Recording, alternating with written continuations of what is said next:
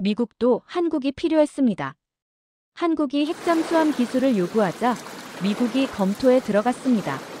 70년 동맹 역사상 처음 있는 일이었죠. 세계 9위 무기 수출 강국 10개국의 K9 자주포 판매, 폴란드의 FA-50 전투기 48대 공급.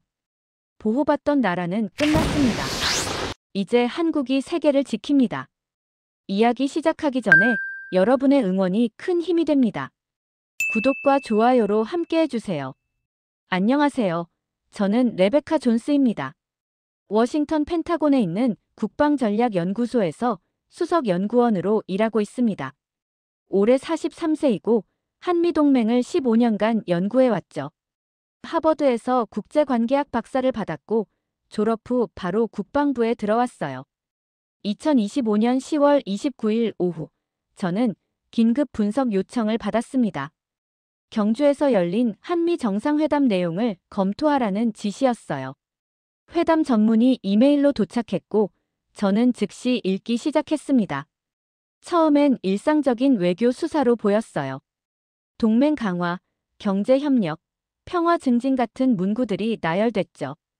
하지만 한 대목에서 손이 멈췄습니다. 한국 대통령이 핵추진 잠수함 연료 공급을 요청한 부분이었어요. 정확히는 핵추진 잠수함의 연료를 한국이 공급받을 수 있도록 결단해달라는 내용이었죠. 미국 대통령에게 직접 요구한 겁니다. 저는 15년간 한미 관계를 연구했지만 이런 요청은 처음 봤습니다. 한국이 핵추진 잠수함 기술을 원한다는 건 알고 있었어요. 하지만 정상회담에서 이렇게 직접적으로 요구할 줄은 몰랐죠. 더 놀라운 건 다음 문장이었습니다. 한국은 디젤 잠수함으로는 북한과 중국 잠수함 추적에 한계가 있다고 설명했어요. 그리고 핵추진 잠수함을 자체 기술로 건조해 한반도 해역 방어 활동을 하면 미군 부담도 줄어든다고 강조했죠. 저는 문서를 다시 읽었습니다. 이건 단순한 기술 요청이 아니었어요. 한국이 자체 방위 역량을 키워서 미국의 국방 부담을 덜어주겠다는 제안이었습니다. 70년 한미동맹 역사에서 이런 제안은 없었습니다. 한국은 항상 미국의 보호를 받는 입장이었어요. 주한미군이 주둔하고 미국이 해구산을 제공하며 유사시 미군이 지원하는 구조였죠. 그런데 이제 한국이 말하고 있었습니다. 우리가 우리 해역을 지키겠다고요. 미군이 할 일을 우리가 대신하겠다는 겁니다. 저는 다른 부분도 주목했습니다. 한국은 방위비 증액을 확실하게 하겠다고 약속했어요. 미국의 방위비 부담을 줄이기 위해서라고 명시했죠. 이것도 이례적이었습니다. 보통 동맹국들은 방위비 분담을 꺼립니다. 미국이 압박하면 마지못해 올리는 수준이었죠. 그런데 한국은 스스로 증액을 약속했어요. 트럼프 대통령이 요구하기도 전에 말이죠. 대미 투자와 구매 확대도 약속했습니다. 미국 제조업 부흥을 지원하겠다는 내용이었어요. 조선 협력도 적극적으로 하겠다고 했죠. 한미동맹 실질화와 심화를 위해서라고 설명했습니다. 저는 펜을 내려놓고 생각했습니다. 이건 뭔가 근본적으로 달라지고 있었어요. 한국의 포지션이 변하고 있었습니다. 과거 한국은 요청하는 입장이었습니다. 도와달라, 지켜달라, 지원해달라. 하지만 지금은 제안하는 입장이었어요. 우리가 하겠다. 우리가 책임지겠다. 우리가 기여하겠다. 저는 상사에게 전화를 걸었습니다. 이 회담 내용이 중요하다고 보고했어요. 한미동맹의 구조적 변화가 시작됐을 수 있다고 말했죠. 상사가 물었습니다. 한국이 정말 그럴 능력이 있냐고요. 저는 솔직히 답했습니다. 모르겠다고요. 하지만 확인이 필요하다고 덧붙였습니다. 그는 즉시 지시했어요. 한국 방위산업을 전면 재조사하라고요. 군사력, 경제력, 기술력 모든 걸 파악하라는 거였죠. 일주일 안에 보고서를 올리라고 했습니다. 저는 팀원 3명을 소집했습니다. 오늘부터 한국만 본다고 선언했어요. 경주 회담이 말뿐인지 아니면 실질적 변화의 신호인지 파악해야 한다고 강조했죠. 밤 10시가 넘어서까지 자료를 찾았습니다. 한국 국방부 자료, 방위산업 통계, 무기 수출 데이터. 화면엔 숫자들이 쌓여갔고 저는 점점 놀라기 시작했습니다. 한국은 제가 생각했던 것보다 훨씬 강했습니다. 다음 날 아침부터 본격적인 분석에 들어갔습니다. 팀원들과 역할을 나눴어요. 한 명은 한국 국방 예산, 한 명은 무기 수출 실적, 한 명은 방위산업체 현황을 맡았죠. 저는 전체 데이터를 통합하고 분석하는 역할이었습니다. 첫 번째로 확인한 건 한국의 무기 수출 순위였습니다. 스톡홀름 국제평화연구소 데이터를 열었어요. 2024년 기준 세계 무기 수출국 순위가 나왔죠. 한국은 9위였습니다. 미국, 러시아, 프랑스, 중국, 독일, 영국, 스페인, 이탈리아 다음이었어요. 일본보다 위였고 캐나다나 호주보다도 높았습니다. 저는 놀랐습니다. 한국이 무기를 수출한다는 건 알고 있었지만 세계 10위권이라는 건 몰랐어요. 더 놀라운 건 성장 속도였습니다. 2020년만 해도 한국은 20위권 밖이었거든요. 불과 5년 만에 9위까지 올라온 겁니다. 어떤 무기를 파는지 확인했습니다. 가장 눈에 띈 건 K9 자주포였어요. 155mm 구경의 자주포로 사거리가 40km가 넘었습니다. 분당 6발을 쏠 수 있고 자동화 수준도 높았죠. 수출 국가 목록을 봤습니다. 터키, 폴란드, 노르웨이, 핀란드, 에스토니아, 인도, 이집트, 호주, 루마니아, 영국. 총 10개국이었어요. 나토 회원국만 6개국이었죠. 폴란드 계약이 가장 컸습니다. 2022년부터 2024년까지 K9 자주포 212문을 주문했어요. 계약 금액만 30억 달러가 넘었습니다. 유럽 한복판에서 한국 무기가 대량 배치되는 겁니다. 팀원이 보고했습니다. K9 자주포는 성능 테스트에서 독일과 미국 제품을 제쳤다고 했어요. 사거리, 명중률, 기동성 모든 면에서 우수했다는 겁니다. 가격도 30% 저렴했죠. 다음은 FA-50 경공격기였습니다. 초음속 훈련기 겸 경공격기였어요. 미국 로키드 마틴과 기술 협력으로 개발했고 한국이 독자 생산하고 있었습니다. 폴란드가 2023년 48대를 주문했습니다. 계약 금액은 30억 달러였어요. 인도네시아도 24대, 말레이시아 18대, 필리핀 12대를 구매했죠. 동유럽과 동남아시아를 중심으로 판매가 늘고 있었습니다. 천무 다연장 로켓 시스템도 주목받고 있었어요. 사거리 80km의 로켓을 36발 탑재하고 1분 안에 전탄 발사가 가능했습니다. 폴란드가 288문을 주문했죠. 현무 미사일도 있었습니다. 탄도미사일과 순항미사일 계열인데 사거리가 수백 킬로미터였어요. 이건 수출이 제한돼 있었지만 성능만큼은 세계 최고 수준이라는 평가를 받았습니다. 저는 폴란드 계약을 집중 분석했습니다. 2022년부터 2024년까지 폴란드가 한국에서 구매한 무기는 K9 자주포, FA-50 전투기, 천무, 다연장 로켓, K 전차까지 포함하면 총 150억 달러가 넘었어요. 폴란드는 나토 회원국입니다. 유럽의 핵심 방위 국가였죠. 그런 나라가 한국 무기로 군대를 재무장하고 있었던 겁니다. 독일이나 프랑스 무기 대신 한국을 선택한 거예요. 팀원이 자료를 추가로 가져왔습니다. 한국이 개발 중인 무기 목록이었어요. KF-21 차세대 전투기, 경항공모함, 핵추진 잠수함, 한국형 미사일 방어 체계까지 야심찬 프로젝트들이 줄줄이 나열됐죠. 특히 KF-21이 흥미로웠습니다. 한국이 독자 개발한 4.5세대 전투기였어요. 2026년 실전 배치 예정이고 인도네시아와 공동 개발했죠. 성능은 미국 F-16보다 우수하고 F-35보다는 한 단계 아래 수준이라고 했습니다. 저는 계산을 해봤습니다. 한국의 2024년 방위산업 수출액은 약 170억 달러였어요. 2020년 30억 달러였는데 4년 만에 5배 이상 증가한 겁니다. 성장 속도가 무섭습니다. 더 중요한 건 고객이었어요. 한국 무기를 사는 나라들이 나토 회원국, 중동 산유국, 동남아 국가들이었습니다. 미국 동맹국들이 한국 무기를 선택하고 있었던 거죠. 저는 상사에게 중간 보고를 했습니다. 한국은 이미 주요 무기 수출국이라고 말했어요. 그리고 성장세가 지속되면 5년 안에 세계 5위권 진입도 가능하다고 분석했죠. 상사가 물었습니다. 왜 한국 무기가 팔리냐고요? 저는 3가지 이유를 제시했습니다. 첫째 성능, 둘째 가격, 셋째 신속한 납품이라고 답했어요. 한국은 미국이나 유럽보다 30% 저렴했습니다. 하지만 중국이나 러시아보다 성능이 월등히 좋았어요.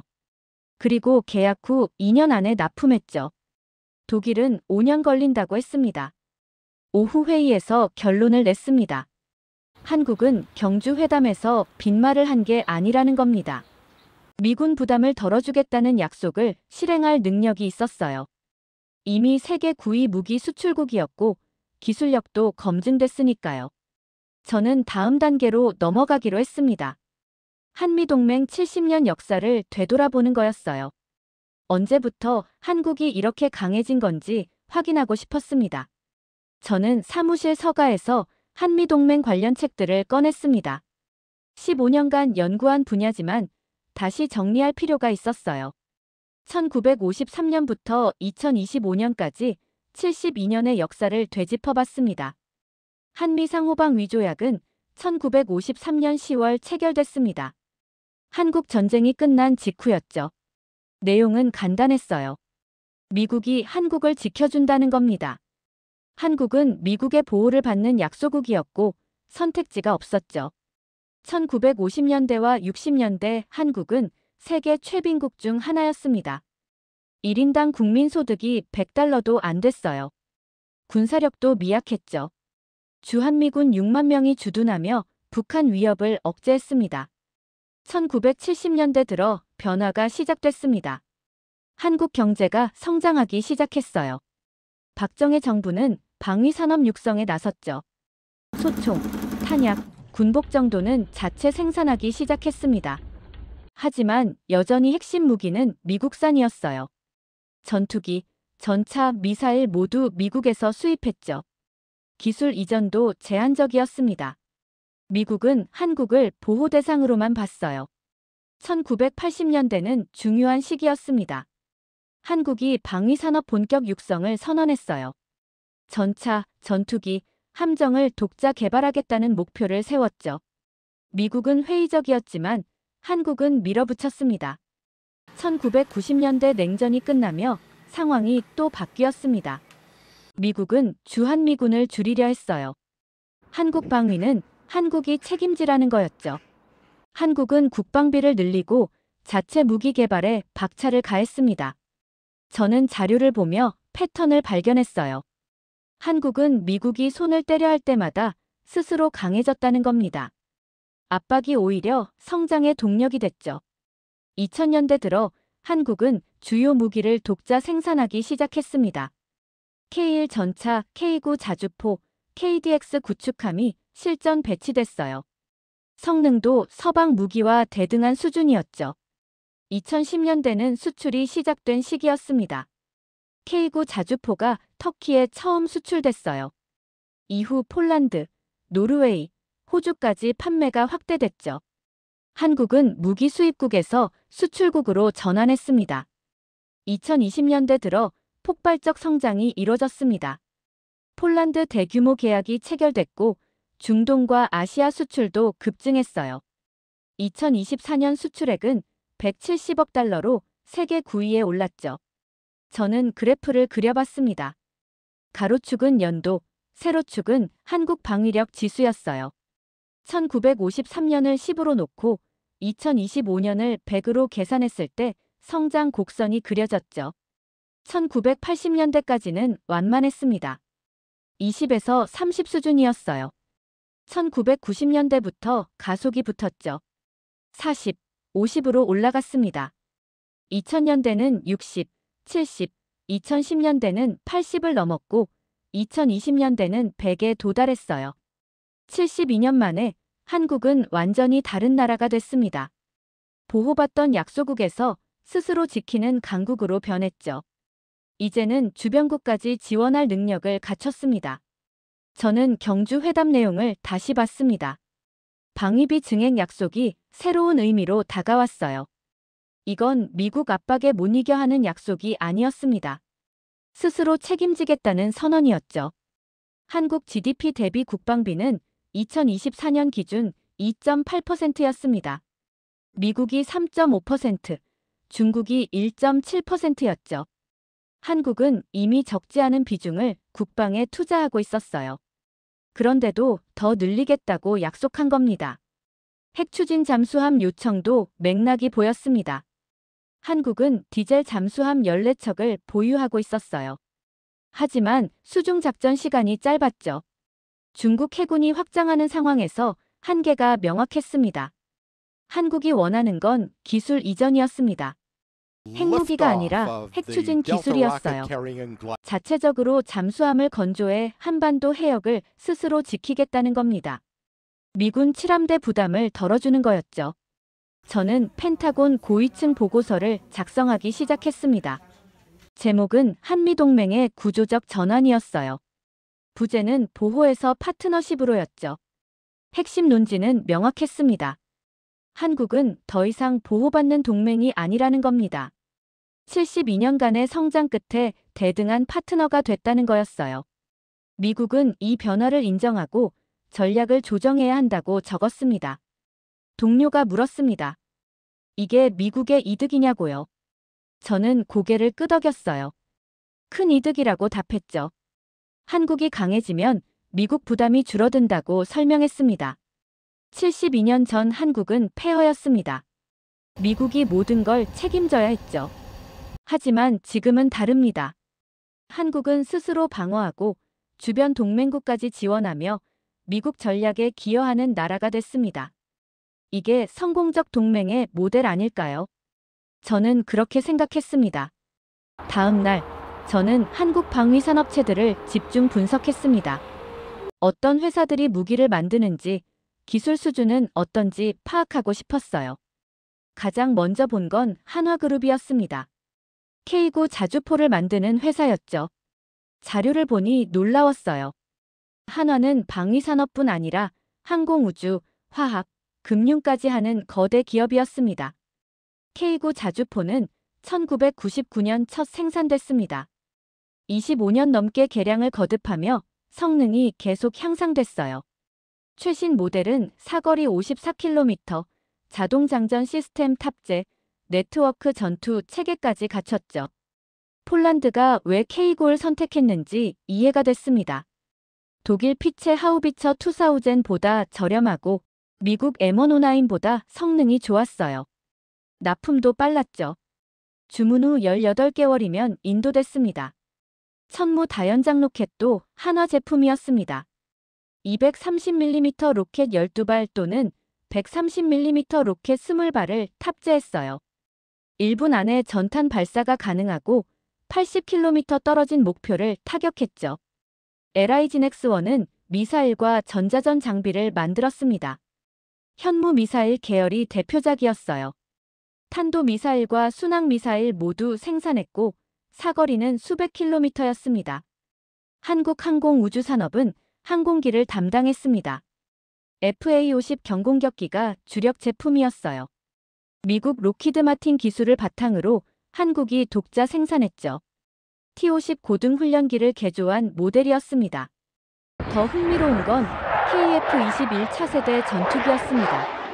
한국이 완전 독자 설계한 전투기였어요. 2026년 실전 배치 예정이고 성능은 미국 F-16 최신형과 비슷하다고 했습니다. 현대로템은 전차와 장갑차를 생산했습니다. K2 흑표 전차가 대표작이었어요. 55톤급 주력 전차로 120mm 활강포를 장착했죠. 자동 변속기와 능동형 방어 시스템까지 갖췄습니다. 저는 공통점을 발견했습니다. 한국 방위산업체들은 모두 민간 대기업이었어요. 자동차, 조선, 전자기술을 바탕으로 무기를 만들었죠. 기술 융합이 강점이었습니다. 또 하나는 속도였습니다. 개발 기간이 서방 국가들보다 짧았어요. KF-21은 7년 만에 시제기를 완성했습니다. 유럽은 비슷한 전투기 개발에 15년 걸렸죠. 가격 경쟁력도 명확했습니다. 같은 성능 무기가 서방보다 30% 저렴했어요. 인건비가 낮고 생산 효율이 높았기 때문이었죠. 저는 결론을 내렸습니다. 한국 방위산업은 더 이상 초보 수준이 아니라는 겁니다. 세계 수준의 기술력과 생산 능력을 갖췄고 가격과 납기까지 경쟁력이 있었어요. 경주 회담에서 한국이 자신감을 보인 이유를 알겠더군요. 실력이 뒷받침됐으니까요. 데이터만으로는 부족했습니다. 저는 직접 확인하기로 했어요. 10월 30일 오후 한국 국방부와 방위산업체들에게 화상회의를 요청했습니다. 다음 날 오전 서울 시간으로 밤 10시에 연결이 됐습니다. 한국 국방부 정책실장과 한화방산 담당 이사, LI지넥스원 해외 영업팀장이 화면에 나타났어요. 저는 정중하게 질문했습니다. 폴란드 계약이 어떻게 가능했냐고요. 150억 달러 규모는 한국 방산 역사상 최대 아니냐고 물었죠. 한화 이사가 답했습니다. 2022년 러시아 우크라이나 전쟁이 터지면서 폴란드가 급하게 군 현대화를 추진했다고요. 유럽 업체들은 납기가 5년 이상 걸렸는데 한국은 2년 안에 가능하다고 제안했다는 겁니다. 더 중요한 건 성능이었어요. 폴란드군은 K9 자주포를 직접 테스트했고 사거리와 명중률에서 독일 제품을 능가한다고 평가했죠. 가격은 30% 저렴했고요. LI지넥스원 팀장이 덧붙였습니다. 천무 로켓 시스템은 미국 하이마스와 비슷한 수준이라고요. 그런데 가격은 절반이고 납품은 2배 빠르다는 겁니다. 저는 다른 수출 사례를 물었습니다. 호주가 K9 자주포를 선택한 이유가 뭐냐고요. 국방부 실장이 설명했습니다. 호주는 미국 동맹국이지만 미국산 자주포는 비쌌다고요. 유럽 제품도 마찬가지였죠. 한국은 성능, 가격, 납기 모든 면에서 최적이었다는 겁니다. 저는 핵심 질문을 던졌습니다. 한국이 핵추진 잠수함을 독자 건조할 능력이 있냐고요. 국방부 실장이 신중하게 답했습니다. 잠수함 자체는 건조 가능하다고요. 한국은 이미 3,000톤급 디젤 잠수함을 독자 설계해 생산 중이라고 했어요. 문제는 핵추진 기술인데 미국이 연료 공급을 허용하면 5년 안에 가능하다는 분석이었습니다.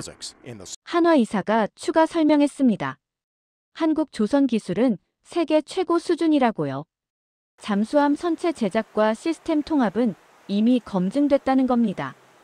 핵추진 장치만 해결되면 모든 게 가능하다고 강조했죠.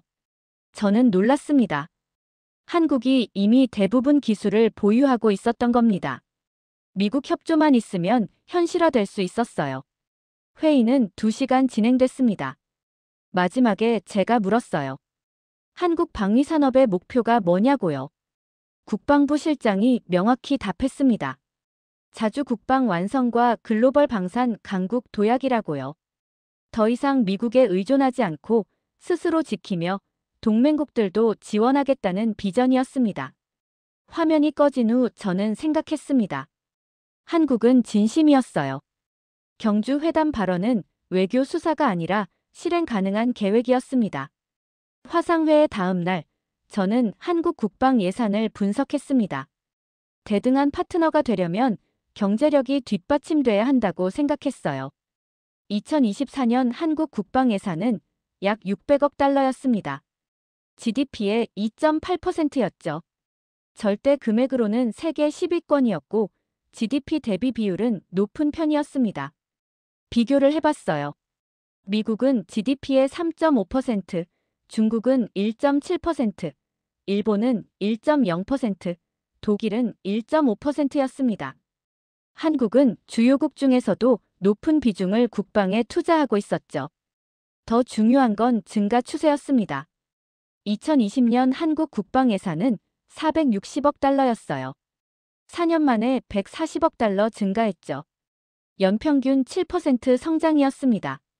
경주 회담에서 한국이 방위비 증액을 약속한 배경이 보였습니다. 이미 꾸준히 늘리고 있었고 앞으로도 계속 증액할 의지가 있었던 겁니다. 저는 한국군 규모도 확인했습니다. 현역 군인 50만 명, 예비군 300만 명이었어요. 인구 대비로는 세계 최고 수준이었죠. 징병제를 유지하며 전 국민이 군 경험을 갖고 있었습니다. 무기 보유량도 상당했습니다. 전차 2,000대, 장갑차 3,000대, 자주포 1,000문, 전투기 400대, 군함 100척 이상. 북한과 대치하는 상황이라 전력이 집중돼 있었어요. 저는 중요한 계산을 했습니다. 만약 한국이 핵추진 잠수함을 독자 운용하면 미군 부담이 얼마나 줄까요?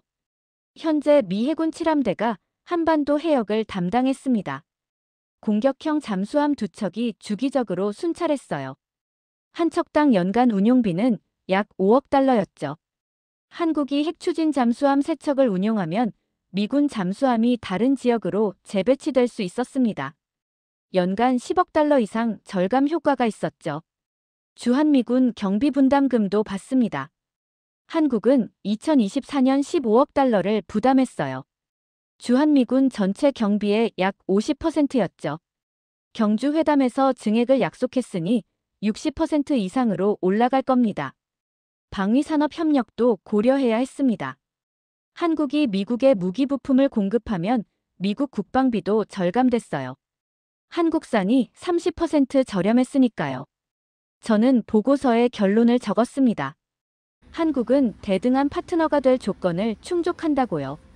경제력, 군사력, 기술력 모든 면에서 준비됐다고 평가했습니다. 더 중요한 건 의지였습니다. 한국은 스스로 책임지려는 의지가 명확했어요. 미국에 떠넘기지 않고 함께 짊어지겠다는 자세였죠. 동맹은 일방적 보호가 아니라 상호 기여여야 합니다. 한국은 그걸 이해하고 있었고 실천하려 했습니다. 72년 만에 진정한 파트너가 탄생하는 순간이었어요. 일주일간의 분석을 마치고 저는 최종 보고서를 작성했습니다. 제목은 한미동맹 재정의 보호에서 파트너십으로였어요. 60페이지 분량의 데이터와 분석이 빼곡히 들어갔죠. 보고서 첫 페이지에 핵심 요약을 적었습니다. 한국은 72년간의 성장을 통해 대등한 파트너가 됐고 미국은 이 변화를 인정하고 전략을 조정해야 한다는 내용이었어요. 11월 5일 펜타곤 고위층 브리핑이 잡혔습니다.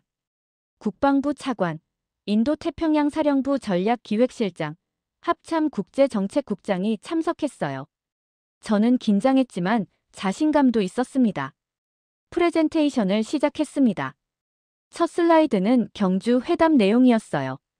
한국의 핵추진 잠수함 요청, 방위비 증액 약속, 미군 부담 감소 제안을 강조했죠. 두 번째 슬라이드는 한국 방위산업 현황이었습니다. 세계 9위 무기 수출국, K9 자주포, 10개국 수출, FA-50 전투기 대량 계약, 연간 170억 달러 수출 실적을 보여줬어요. 국방부 차관이 물었습니다. 한국 무기가 정말 그렇게 좋으냐고요. 저는 폴란드 사례를 들었습니다. 나토 회원국이 독일 대신 한국을 선택했다는 사실이 증명이라고 답했죠. 세 번째 슬라이드는 경제력 분석이었습니다. 한국 GDP는 1조 7천억 달러로 세계 13위였어요. 국방 예산 600억 달러는 GDP의 2.8%로 높은 수준이었죠. 네 번째는 미군 부담 경감 효과였습니다. 핵추진 잠수함 독자 운용으로 연간 10억 달러 절감, 방위비 분담금 증액으로 주한미군 경비 60% 이상 분담, 무기 부품 협력으로 국방비 추가 절감이 가능하다고 제시했어요. 합참 국장이 날카롭게 물었습니다. 한국에 핵추진 기술을 주면 핵무기 개발로 이어지지 않겠냐고요. 저는 준비한 답변을 했습니다. 한국은 핵무기가 아니라 핵추진 연료만 요청했다고요. 재래식 무기만 탑재한 잠수함을 건조하겠다는 계획이고 미국이 모니터링할 수 있다고 설명했죠.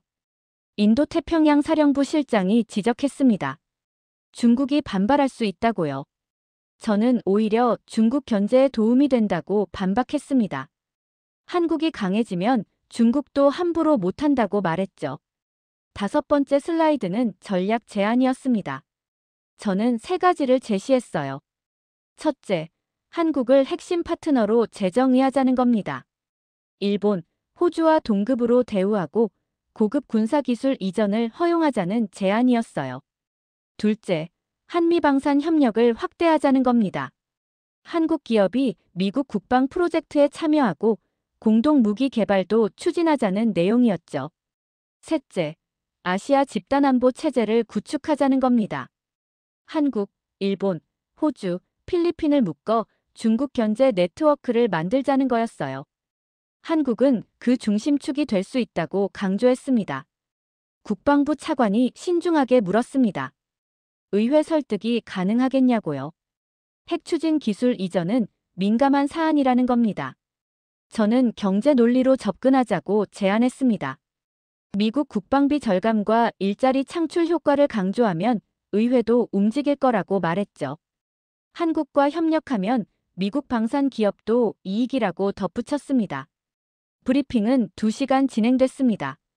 질의응답이 치열했지만 전반적 반응은 긍정적이었어요. 합참 국장이 말했습니다. 검토할 가치가 있다고요. 국방부 차관이 지시했습니다. 이 보고서를 국무부와 백악관 안보회의에도 공유하라고요. 정부 차원에서 논의가 필요하다는 겁니다. 회의실을 나서며 저는 확신했습니다. 한미동맹이 진화하고 있다고요. 70년 묵은 틀을 깨고 새로운 파트너십이 만들어지는 순간이었습니다. 한국은 더 이상 보호받는 나라가 아니었습니다.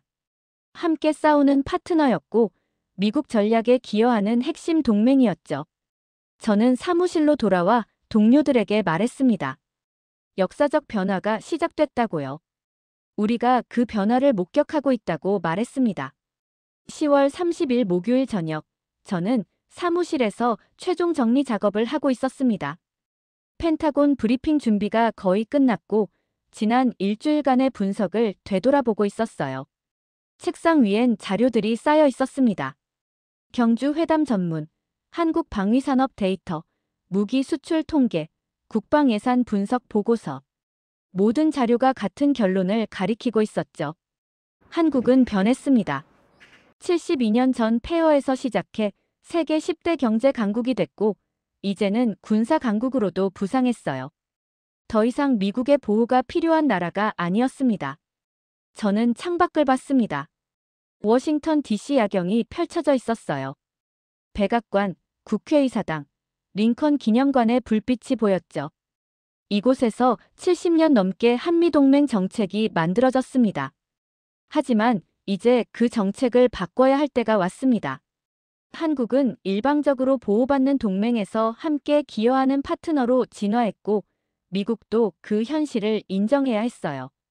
저는 오늘 아침 뉴스를 다시 확인했습니다. 경주 회담 후속 보도가 계속 나오고 있었어요. 한국 언론은 자주 국방 완성의 계기라고 평가했고 미국 언론은 동맹 현대화의 시작이라고 분석했죠. 흥미로운 기사도 있었습니다. 일본이 긴장하고 있다는 내용이었어요. 한국이 핵추진 잠수함 기술을 얻으면 동북아 군사 균형이 바뀐다는 분석이었죠. 중국도 비슷한 우려를 표명했습니다. 저는 오히려 좋은 신호라고 생각했습니다. 주변국들이 긴장한다는 건 한국의 위상이 올라갔다는 증거였어요. 더 이상 무시할 수 없는 군사 강국이 됐다는 뜻이었죠. 오후에 동료와 토론했습니다. 그는 회의적이었어요. 한국이 너무 강해지면 미국 통제를 벗어나지 않겠냐는 우려였죠. 저는 반대 의견을 냈습니다. 한국은 미국 적대국이 아니라 동맹국이라고 말했어요. 강한 동맹이 약한 동맹보다 훨씬 유용하다고 강조했죠. 한국이 강해질수록 중국과 북한 견제도 쉬워진다고 설명했습니다. 실제로 데이터가 증명했습니다. 한국 방위산업이 성장하면서 동아시아 군사 균형이 안정됐어요. 폴란드가 한국 무기를 대량 구매하면서 유럽 방어력도 강화됐죠. 한국의 성장이 미국 이익에도 부합했습니다. 저는 10년 후를 상상해봤습니다.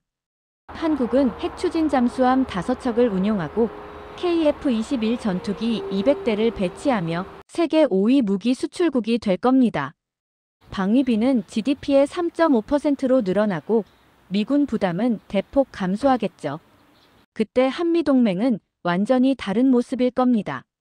미국이 일방적으로 한국을 지키는 게 아니라 양국이 함께 아시아 안보를 책임지는 구조가 되겠죠. 한국은 동북아, 미국은 전체 인도태평양을 담당하는 역할 분담이 이뤄질 겁니다.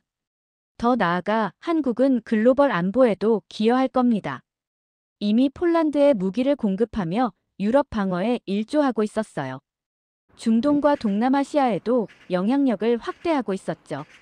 저는 최종 보고서 결론 부분을 다시 읽었습니다. 한국은 21세기 안보 환경에서 미국의 가장 중요한 파트너 중 하나가 될 것이다. 경제력, 군사력, 기술력을 갖춘 한국은 더 이상 보호 대상이 아니라 협력 주체다. 미국은 이 변화를 적극 수용하고 전략적 파트너십을 심화해야 한다. 저는 확신했습니다. 이 보고서가 워싱턴 정책 결정에 영향을 미칠 거라고요. 펜타곤이 움직이면 백악관도 따라올 겁니다. 한국에 대한 미국의 시각이 바뀌는 순간이었어요. 책상 서랍에서 72년 전 한미 상호방 위조약 사본을 꺼냈습니다. 낡은 문서였죠. 1953년 10월 체결됐을 때 한국은 폐허였고 미국의 절대적 보호가 필요했습니다. 하지만 2025년 지금 한국은 완전히 달랐습니다. 세계 13위 경제대국, 세계 9위 무기 수출국, 세계 6위 군사력 보유국. 더 이상 약소국이 아니었죠. 저는 새 동맹 조약이 필요하다고 생각했습니다. 72년 전 조약은 보호와 피보호 관계를 명시했지만 새 조약은 대등한 파트너십을 규정해야 했어요. 상호 방위뿐 아니라 상호 기여를 명문화해야 했습니다. 밤 10시가 넘었습니다. 저는 보고서를 최종 저장하고 상사에게 이메일로 보냈어요. 내일 아침 펜타곤 고위층이 이 문서를 검토할 겁니다. 사무실을 나서며 마지막으로 생각했습니다. 역사의 전환점을 목격하고 있다고요. 한미동맹 72년 역사에서 가장 중요한 변화가 시작됐습니다. 한국은 이제 보호받는 동맹이 아니었습니다. 세계 안보에 기여하는 파트너였고 아시아 평화를 책임지는 강국이었으며 글로벌 안보 질서의 핵심 축이었죠. 경주에서 시작된 변화는 멈추지 않을 겁니다. 한국은 계속 성장할 것이고 미국은 그 성장을 지원할 겁니다. 양국이 함께하면 중국도, 북한도, 어떤 위협도 막을 수 있었습니다. 저는 확신했습니다. 대한민국이 세계 안보를 책임진다고요. 한국 없이는 아시아 평화도, 글로벌 안보도 유지할 수 없다고 말이죠. 새로운 시대가 열렸습니다. 한미동맹 2.0 시대가 시작됐습니다. 72년간 보호받던 한국이 이제 미국을 돕습니다. 세계 9위 무기 수출국, K9 자주포 10개국 수출, FA-50 전투기 폴란드 48대 계약. 대한민국이 핵추진 잠수함으로 미군 부담을 덜고 방위비 증액으로 동맹을 강화하며 대등한 파트너로 진화했습니다. 한국 없이는 아시아 안보도 없습니다. 세계가 인정한 대한민국 군사 기술력입니다. 지금까지 시청해주셔서 감사합니다. 이 이야기가 도움이 되셨다면 좋아요와 구독으로 응원해주세요.